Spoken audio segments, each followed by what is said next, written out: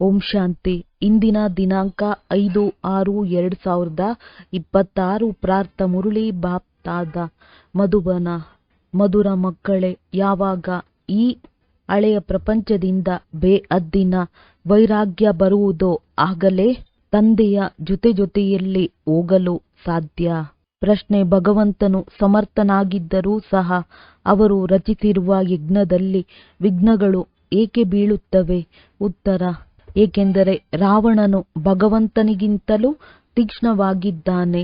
ಯಾವಾಗ ಅವನ ರಾಜ್ಯವನ್ನು ಕಸಿದುಕೊಳ್ಳಲಾಗುವುದೋ ಆಗ ಅವನು ವಿಘ್ನಗಳನ್ನು ಹಾಕಿಯೇ ಹಾಕುತ್ತಾನೆ. ಆರಂಭದಿಂದ ಹಿಡಿದು ಡ್ರಾಮಾ ಅನುಸಾರ ಈ ಯಜ್ಞದಲ್ಲಿ ವಿಘ್ನಗಳು ಬೀಳುತ್ತಲೇ ಬಂದಿದೆ, ಬೀಳಲೇಬೇಕಾಗಿದೆ. ನಾವು ಪತಿತ ಪ್ರಪಂಚದಿಂದ ಪಾವನ ಪ್ರಪಂಚಕ್ಕೆ ವರ್ಗಾಯಿತರಾಗುತ್ತಿದ್ದೇವೆ ಅಂದ ಮೇಲೆ ಅವಶ್ಯವಾಗಿ ಪತಿತ ಮನುಷ್ಯರು ವಿಘ್ನಗಳನ್ನು ಹಾಕುತ್ತಾರೆ. ಗೀತೆ. ಓ ದೂರದ ಯಾತ್ರಿಕನೇ, ಓಂ ಶಾಂತಿ. ಮಧುರಾತಿ ಮಧುರ ಆತ್ಮಿಕ ಮಕ್ಕಳು, ಗೀತೆಯ ಸಾಲನ್ನು ಕೇಳಿದ್ದೀರಿ. ಹೇಗೆ ವೇದಶಾಸ್ತ್ರಗಳು ಭಕ್ತಿ ಮಾರ್ಗದ ದಾರಿಯನ್ನು ತಿಳಿಸುತ್ತದೆ, ಹಾಗೆಯೇ ಹಾಡುಗಳು ಸಹ ಸ್ವಲ್ಪ ಮಾರ್ಗವನ್ನು ತಿಳಿಸುತ್ತದೆ. ಮನುಷ್ಯರಂತೂ ಏನನ್ನೂ ತಿಳಿದುಕೊಳ್ಳುವುದಿಲ್ಲ. ಶಾಸ್ತ್ರಗಳ ಕಥೆಗಳನ್ನು ಕೇಳುವುದು ಹಾಗೆ ಕನಸವಾಗಿದೆ. ದೂರದೇಶದ ಯಾತ್ರಿಕನೆಂದು ಯಾರಿಗೆ ಹೇಳಲಾಗುತ್ತದೆ ಎಂಬುದನ್ನು ಮಕ್ಕಳು ತಿಳಿದುಕೊಂಡಿದ್ದೀರಿ. ಆತ್ಮಕ್ಕೆ ಗೊತ್ತಿದೆ, ನಾವು ಸಹ ದೂರದ ಯಾತ್ರಿಕರಾಗಿದ್ದೇವೆ. ನಮ್ಮ ಮನೆಯು ಶಾಂತಿಧಾಮವಾಗಿದೆ.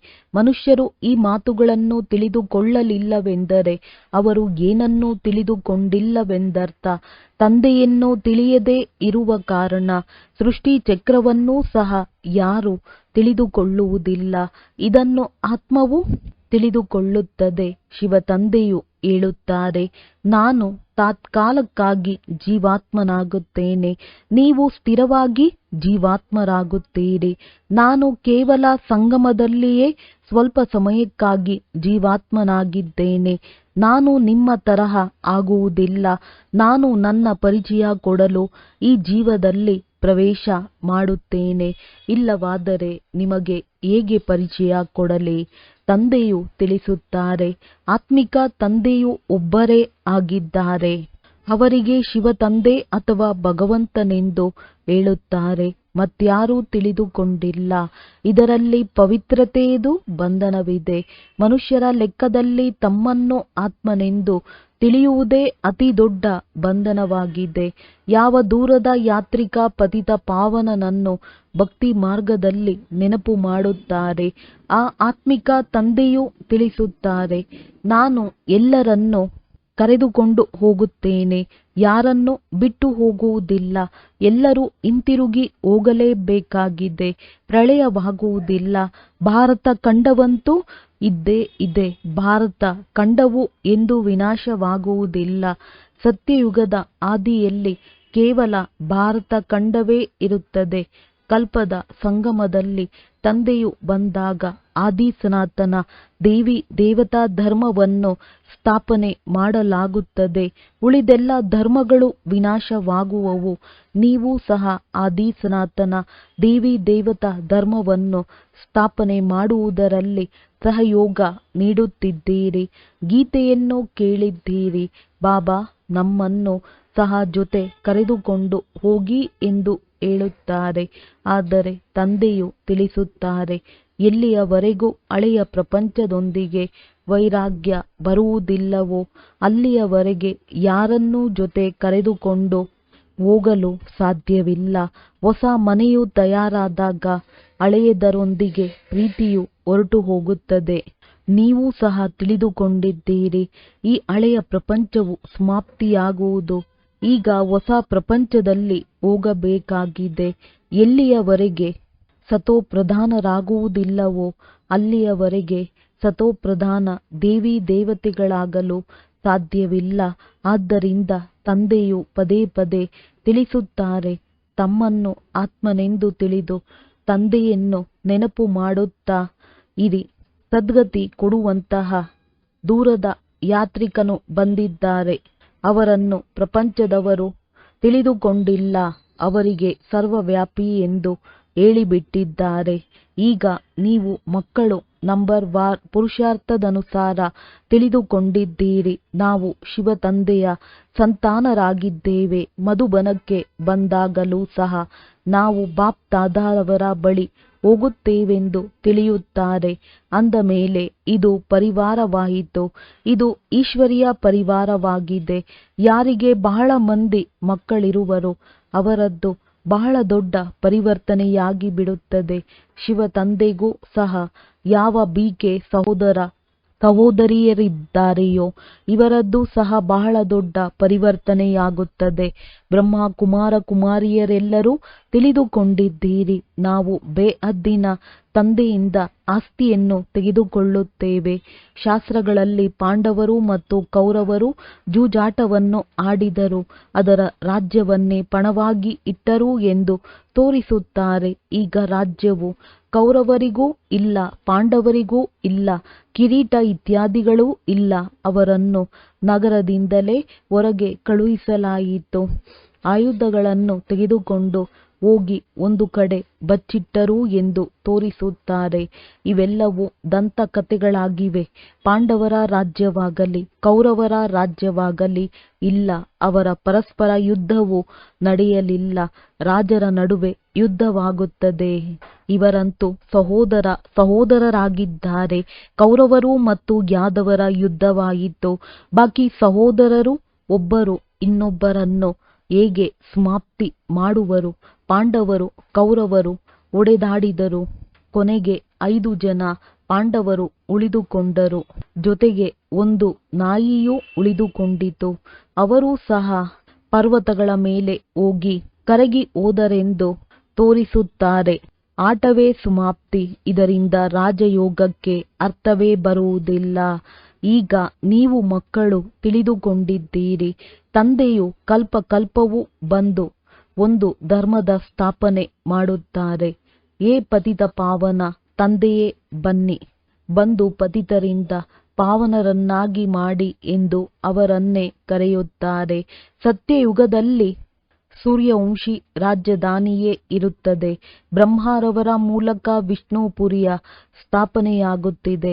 ಈಗ ತಂದೆಯೂ ಬಂದಿದ್ದಾರೆ ಅಂದ ಮೇಲೆ ಅವರ ಆದೇಶದಂತೆ ನಡೆಯಬೇಕಾಗಿದೆ. ಕಮಲ ಪುಷ್ಪ ಸಮಾನ ಪವಿತ್ರರಾಗಿರಬೇಕಾಗಿದೆ. ಗೃಹಸ್ಥ ವ್ಯವಹಾರದಲ್ಲಿರುತ್ತಾ ಕಮಲ ಪುಷ್ಪ ಸಮಾನರಾಗಿರಿ ಎಂದು ಕನ್ಯೆಯರಿಗೆ ಹೇಳಲಾಗುವುದಿಲ್ಲ.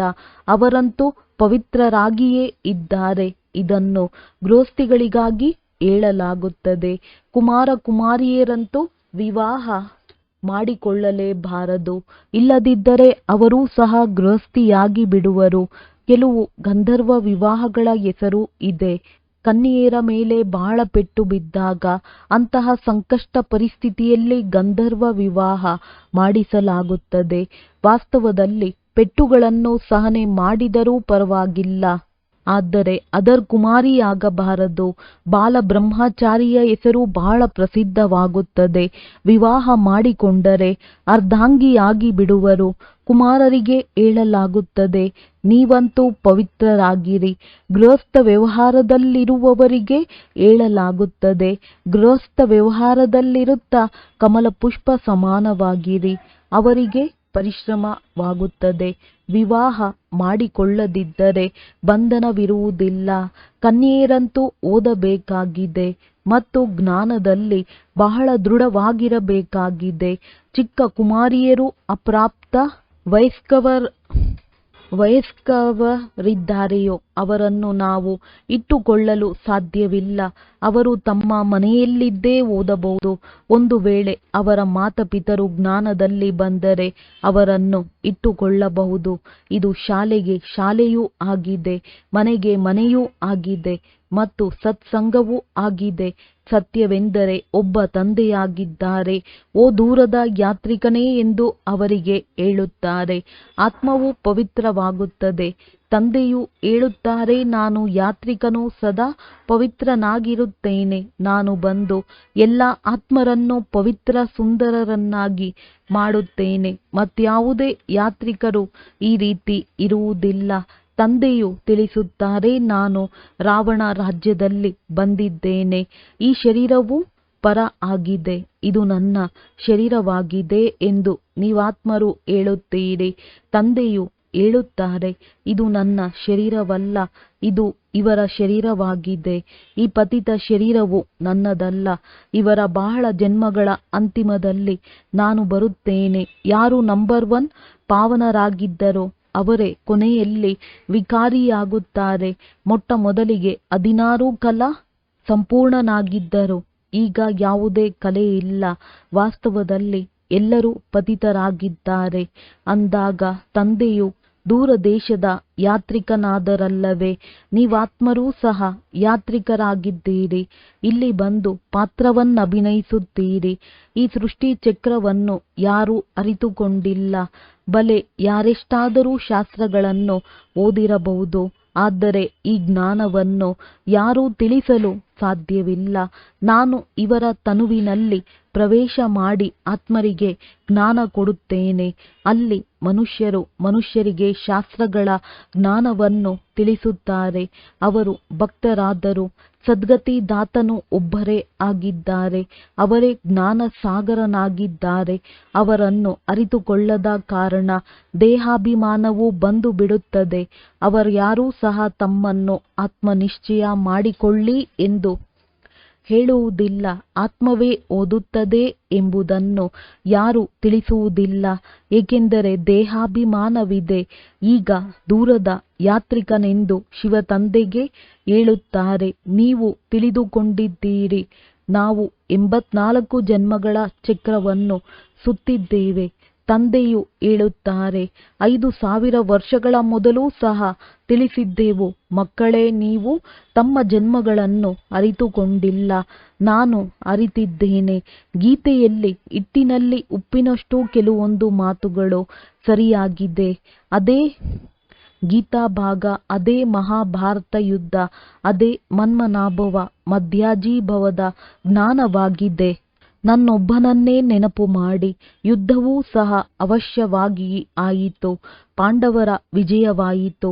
ವಿಷ್ಣುವಿನ ವಿಜಯಮಾಲೆಯ ಗಾಯನವೂ ಇದೆ. ಪಾಂಡವರು ಪರ್ವತಗಳ ಮೇಲೆ ಕರಗಿ ಹೋದರೆಂದು ಶಾಸ್ತ್ರಗಳಲ್ಲಿ ತೋರಿಸಿದ್ದಾರೆ. ಅಂದ ಮೇಲೆ ಮಾಲೆಯು ಎಲ್ಲಿ ಆಯಿತು? ಈಗ ನೀವು ತಿಳಿದುಕೊಂಡಿದ್ದೀರಿ. ವಿಷ್ಣುವಿನ ಮಾಲೆಯಾಗಲು ನಾವಿಲ್ಲಿ ಬಂದಿದ್ದೇವೆ. ಪತಿತ ಪಾವನ ತಂದೆಯೂ ಮೇಲಿದ್ದಾರೆ. ಅವರ ನೆನಪಾರ್ಥವೂ ಬೇಕಲ್ಲವೇ? ಭಕ್ತಿ ಮಾರ್ಗದಲ್ಲಿ ನೆನಪಾರ್ಥದ ಗಾಯನವಾಗುತ್ತದೆ. ಕೆಲವರದ್ದು 8ರ ಮಾಲೆ, ಕೆಲವರದ್ದು 108ರ ಮಾಲೆ ಮತ್ತು 16,108ರ ಮಾಲೆಯನ್ನು ಮಾಡಿದ್ದಾರೆ. ನಿಮ್ಮ ಏರುವ ಕಲೆಯಿಂದ ಸರ್ವರ ಉನ್ನತಿಯಾಗುವುದೆಂದು ಆಡುತ್ತಾರೆ. ನೀವೀಗ ತಿಳಿದುಕೊಂಡಿದ್ದೀರಿ, ನಮ್ಮದು ಏರುವ ಕಲೆಯಾಗಿದೆ. ನಾವು ನಮ್ಮ ಸುಖಧಾಮಕ್ಕೆ ಹೋಗುತ್ತೇವೆ. ಅಲ್ಲಿಂದ ಮತ್ತೆ ಕೆಳಗಡೆ ಹೇಗೆ ಇಳಿಯುತ್ತೇವೆ?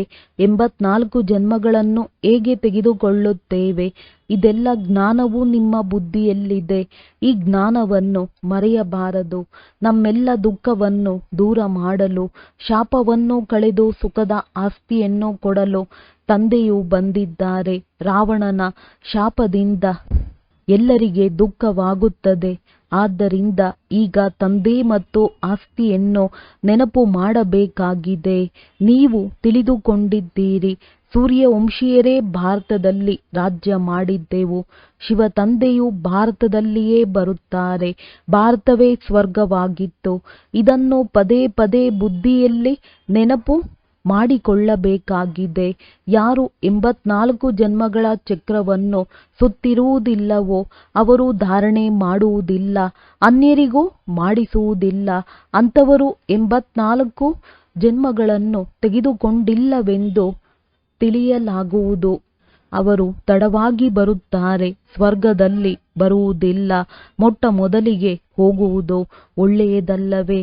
ಹೊಸ ಮನೆಯನ್ನು ಕಟ್ಟಿಸಿದಾಗ ಮೊದಲು ತಾವಿರುತ್ತಾರೆ, ನಂತರ ಬಾಡಿಗೆಗೆ ಕೊಡುತ್ತಾರೆ.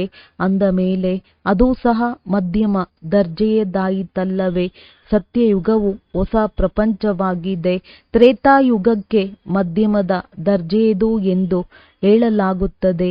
ಆದ್ದರಿಂದ ಈಗ ಬುದ್ಧಿಯಲ್ಲಿ ಬರುತ್ತದೆ, ನಾವು ಸ್ವರ್ಗ ಹೊಸ ಪ್ರಪಂಚದಲ್ಲಿ ಹೋಗಬೇಕು. ಪುರುಷಾರ್ಥ ಮಾಡಬೇಕಾಗಿದೆ.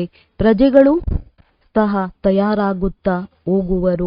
ಮಾಲೆಯಲ್ಲಿ ಯಾರು ಯಾರು ಪೋಣಿಸಲ್ಪಡುತ್ತಾರೆಂದು ನಿಮಗೆ ಅರ್ಥವಾಗುತ್ತಾ ಹೋಗುವುದು.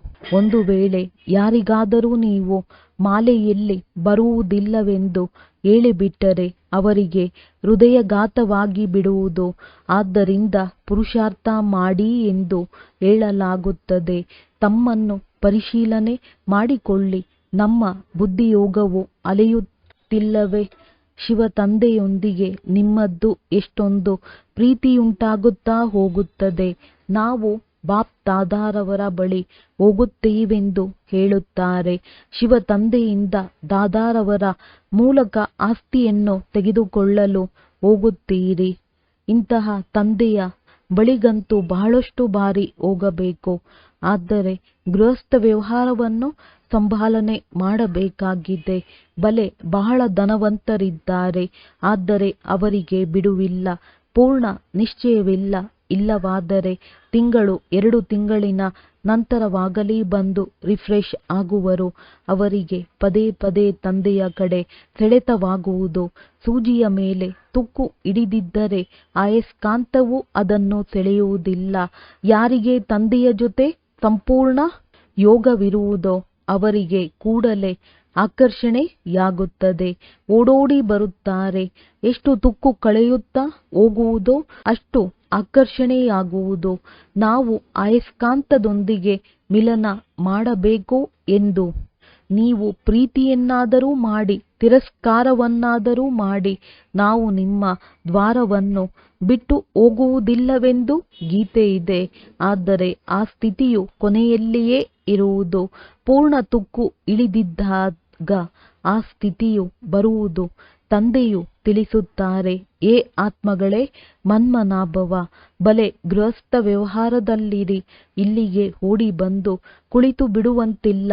ಸಾಗರನ ಬಳಿ ಮೋಡಗಳು ರಿಫ್ರೆಶ್ ಆಗಲು ಬರಬೇಕಾಗಿದೆ. ಮತ್ತೆ ಸೇವಾರ್ಥವಾಗಿ ಹೋಗಬೇಕಾಗಿದೆ. ಯಾವಾಗ ಬಂಧನವು ಕಳೆಯುವುದೋ ಆಗ ಸೇವೆಗೆ ಹೋಗಬಹುದು. ತಂದೆ ತಾಯಿಗಳು ತಮ್ಮ ಮಕ್ಕಳನ್ನು ಸಂಭಾಲನೆ ಮಾಡಲೇಬೇಕಾಗಿದೆ. ತಂದೆಯ ನೆನಪಿನಲ್ಲಿರಬೇಕು, ಪವಿತ್ರರಾಗಬೇಕಾಗಿದೆ. ತಂದೆಯು ತಿಳಿಸುತ್ತಾರೆ, ಯಜ್ಞದಲ್ಲಿ ಅನೇಕ ಪ್ರಕಾರದ ವಿಘ್ನಗಳು ಬರುತ್ತವೆ. ಈಶ್ವರನು ಸಮರ್ಥನಾಗಿದ್ದಾರೆ, ಆದರೂ ವಿಘ್ನಗಳೇಕೆ ಎಂದು ಕೇಳುತ್ತಾರೆ. ರಾವಣನು ಭಗವಂತನಿಗಿಂತಲೂ ತೀಕ್ಷ್ಣವಾಗಿದ್ದಾನೆ ಎಂಬುದು ಮನುಷ್ಯರಿಗೆ ತಿಳಿದಿಲ್ಲ. ಈಗ ಅವನಿಂದ ರಾಜ್ಯವನ್ನು ಹಿಂತೆಗೆದುಕೊಳ್ಳಲಾಗುತ್ತದೆ. ಆದ್ದರಿಂದ ಅನೇಕ ಪ್ರಕಾರದ ವಿಘ್ನಗಳು ಬೀಳುತ್ತಿರುತ್ತವೆ. ಡ್ರಾಮಾ ಪ್ಲಾನ್ ಅನುಸಾರ ಕಲ್ಪದ ನಂತರವೂ ಈ ವಿಘ್ನಗಳು ಬರುತ್ತವೆ. ಆರಂಭದಿಂದಲೂ ಪತಿತರ ವಿಘ್ನಗಳು ಬೀಳುತ್ತಿವೆ. ಶಾಸ್ತ್ರಗಳಲ್ಲಿಯೂ ಬರೆದಿದ್ದಾರೆ. ಕೃಷ್ಣನಿಗೆ 16,108 ಮಂದಿ ಪಟ್ಟದ ರಾಣಿಯರಿದ್ದರು. ಸರ್ಪವು ಕಚ್ಚಿತು. ರಾಮನ ಸೀತೆಯ ಅಪಹರಣವಾಯಿತು. ಆದರೆ ಸ್ವರ್ಗದಲ್ಲಿ ರಾವಣನೆಲ್ಲಿಂದ ಬಂದನು? ಬಹಳಷ್ಟು ಅಸತ್ಯವಿದೆ. ವಿಕಾರವಿಲ್ಲದೆ ಹೇಗೆ ಮಕ್ಕಳಾಗುವರು ಎಂದು ಕೇಳುತ್ತಾರೆ. ಅವರಿಗೆ ತಿಳಿದೇ ಇಲ್ಲ. ಯಾರು ಆಸ್ತಿಯನ್ನು ಪಡೆಯುವವರಿದ್ದಾರೆಯೋ ಅವರೇ ಬಂದು ತಿಳಿದುಕೊಳ್ಳುತ್ತಾರೆ. ಆದ್ದರಿಂದ ಈ ಜ್ಞಾನ ಯಜ್ಞದಲ್ಲಿ ಅಸುರರ ವಿಘ್ನಗಳು ಬೀಳುತ್ತವೆ. ಪತಿತರಿಗೆ ಅಸುರರೆಂದು ಹೇಳಲಾಗುತ್ತದೆ. ರಾವಣ ಸಂಪ್ರದಾಯವಾಗಿದೆ. ನೀವೀಗ ಸಂಗಮದಲ್ಲಿದ್ದೀರಿ. ರಾವಣ ರಾಜ್ಯದಿಂದ ದೂರ ಸರಿದಿದ್ದೀರಿ.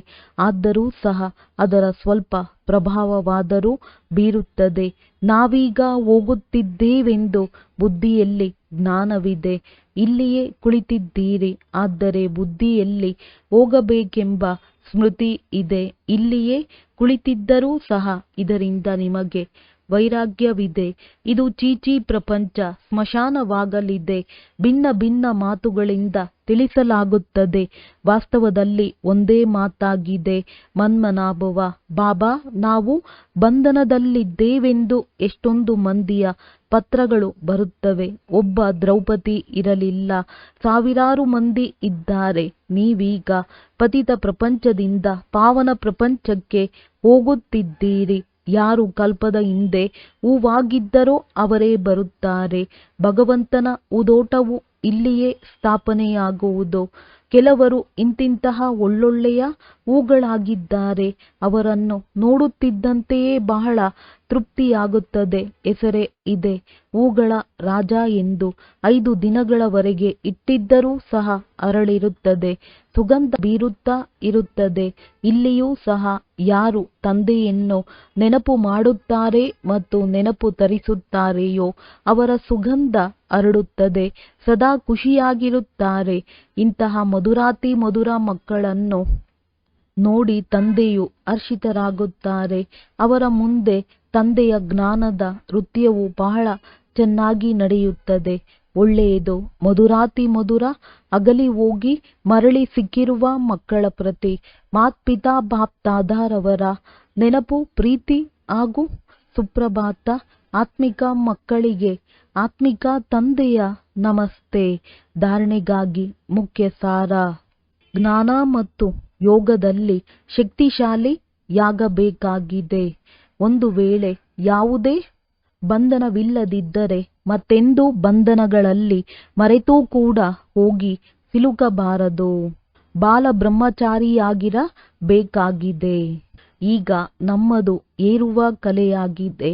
ತಂದೆಯು ನಮ್ಮ ಎಲ್ಲ ದುಃಖವನ್ನು ದೂರ ಮಾಡಲು ಶಾಪವನ್ನು ಕಳೆದು ಆಸ್ತಿಯನ್ನು ಕೊಡಲು ಬಂದಿದ್ದಾರೆ.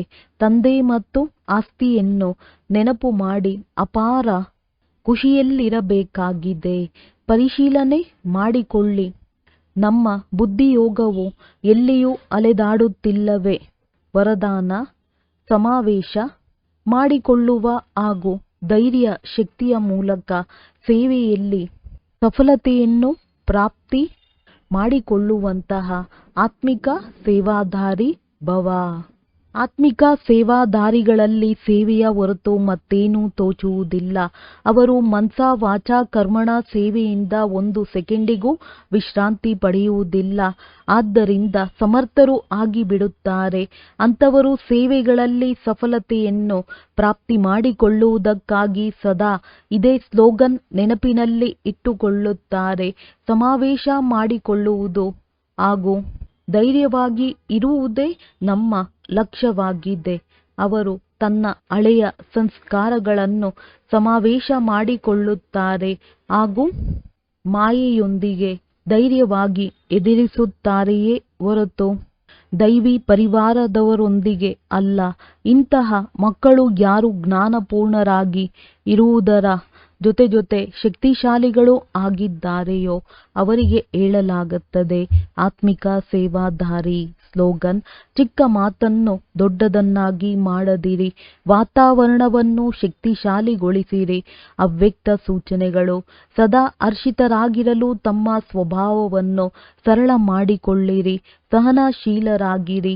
ಪ್ರಪಂಚದಲ್ಲಿ ಜನ ಬದುಕಿದ್ದರೂ ಸಹ ಹತಾಶದ ಚಿತೆಯಲ್ಲಿ ಕುಳಿತಿದ್ದಾರೆ. ಇಂತಹ ಆತ್ಮರನ್ನು ಮರುಜೀವ ಮಾಡಿ ಹೊಸ ಜೀವನದ ದಾನ ಕೊಡಿ. ತಮ್ಮ ಖುಷಿಯ ಅದೃಷ್ಟ ಹರ್ಷಿತ ಮುಖ ಚೆಹರೆ ಮೂಲಕ ಅವರಲ್ಲಿ ಮಾನವ ಜೀವನದಲ್ಲಿ ಬದುಕುವುದನ್ನು ಕಲಿಸಿ.